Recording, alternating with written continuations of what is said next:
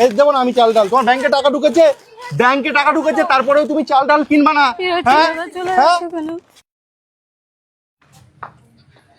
প্রিয়াঙ্কা, হ্যাঁ বলো দাদা, তুমি এসছো? এসো দাদা, তুমি এসছো? উফ প্রিয়াঙ্কা, তোমার মেয়ে কোথায়? কি হয়েছে? এই মা মন খারাপ করছো কেন? তা আসবো না আমি? হ্যাঁ মেয়ে ওই তো ঘরে। হ্যাঁ মেয়ে ওই তো ঘরে।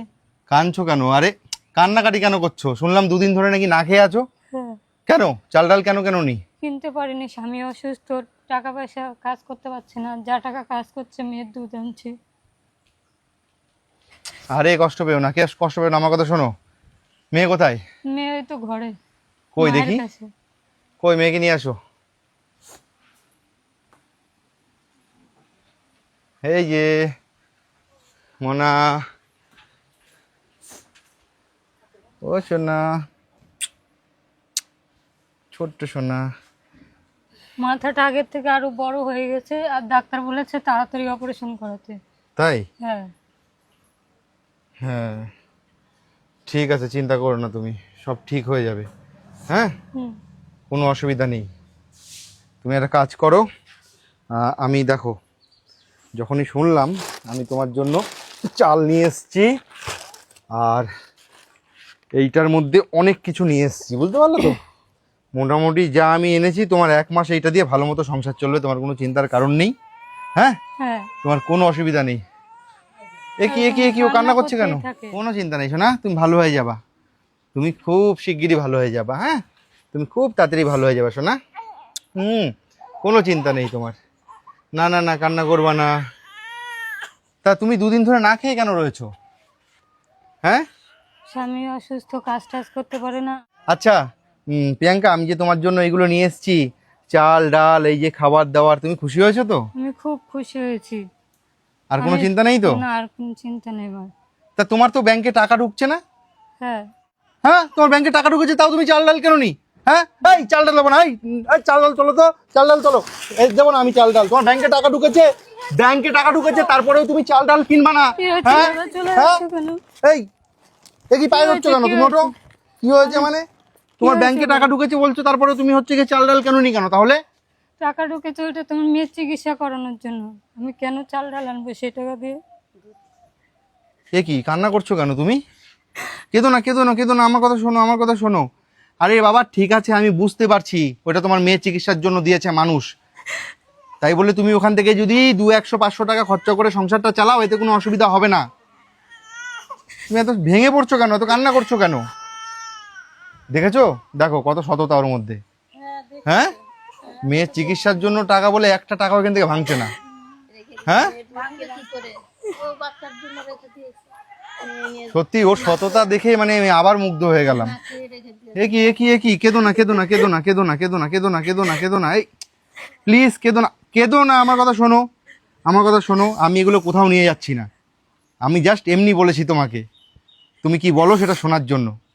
তুমি যখন বললা না যে দাদা ওই টাকাটা আমার মেয়ের চিকিৎসার জন্য দিয়েছে মানুষ, ওইটা দিয়ে আমি কিছু কিনতে পারবো না, আমি মুগ্ধ হয়ে গেছি তোমার কথায়, বুঝতে পারলা?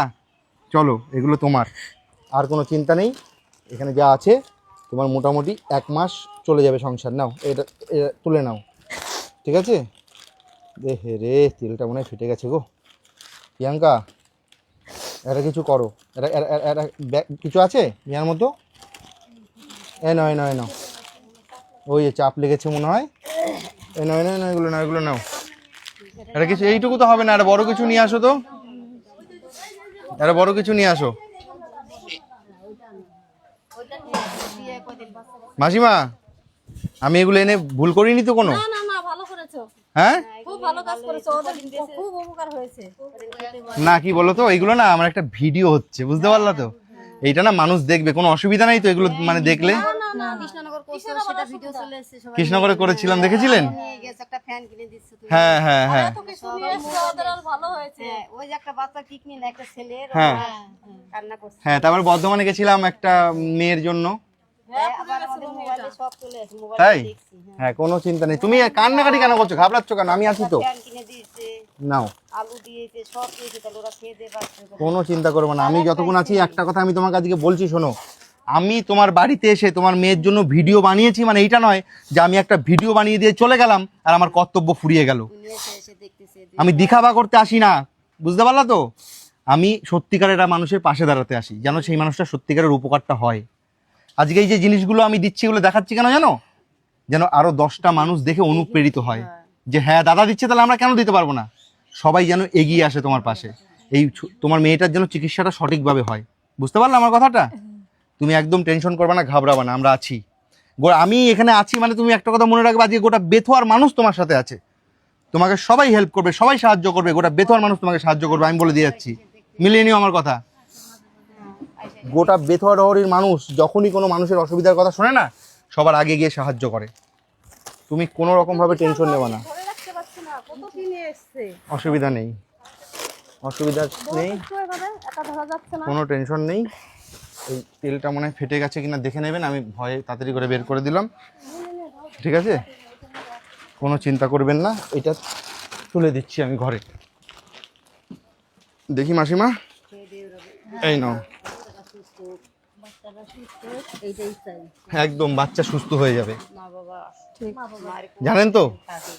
আজকে এই ভিডিওটা যে মানুষগুলো দেখছে না, তারা যদি চায়, তারা যদি একটু একটু করে সাহায্যের হাত বাড়িয়ে দেয়, হ্যাঁ, তাহলে ও এই বাচ্চাটা খুব তাড়াতাড়ি সুস্থ হয়ে যাবে, খুব তাড়াতাড়ি, আর দেরি হবে না। আমি জানি ডাক্তার কি বলেছে বলো তো, আর কয়দিন সময় দিয়েছে?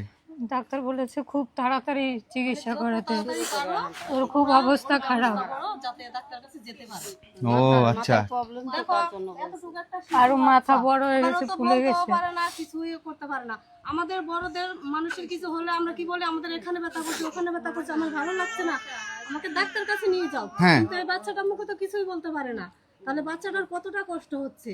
আর ব্যথার নাই ব্যথি, এই ব্যথাটাও দেখাতেও পাচ্ছে না, ও মানে বলতেও পারছে না, মানে এতটা ওর মানে এতটা পরিমাণে ওর কষ্ট হচ্ছে, সেই কষ্ট আর মানে চোখে দেখা যাচ্ছে না যে এরকম পরিস্থিতি বাচ্চাটা।